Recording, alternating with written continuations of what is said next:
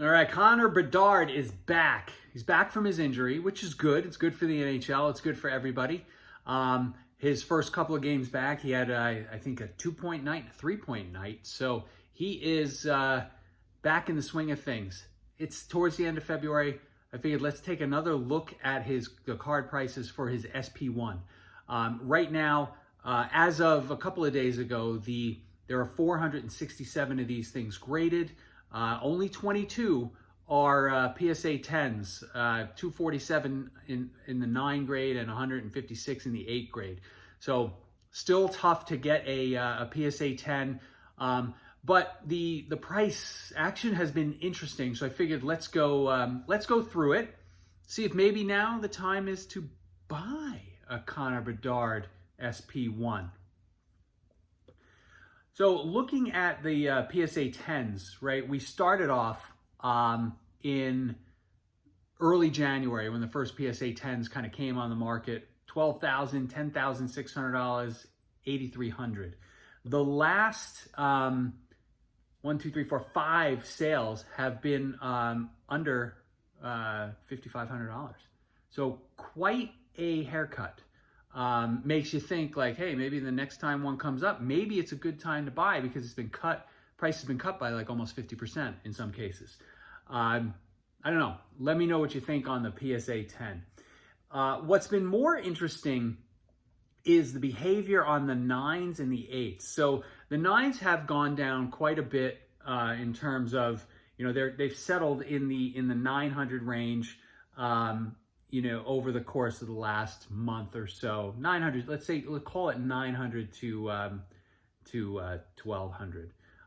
There are some outliers here, but the majority of the prices are, are under 1,000.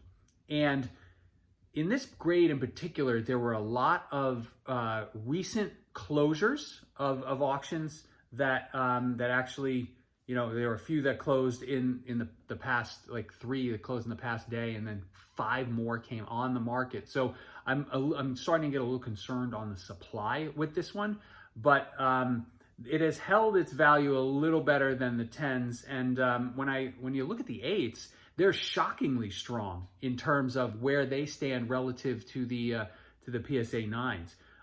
There's a bunch of scenarios here when you look at the prices from the 15th, really the 16th and the 18th sales, and then obviously well, it's Canadian dollars, so it's it's still closer to $700. But like those prices are pretty strong, pretty steady in that 600 range, 600 to 700 range. So it's interesting that the PSA 10 of this card has been cut in half, but the 9s and the 8s haven't seen that similar decline. Hey, I wonder, the point of these videos that I'm making as far as the price behavior for this card is to give you maybe an advanced look at what could happen when we start seeing the young guns flood the market, right? If you're one of the first guys to pull a young guns and get it graded in a 10, you're going to do well.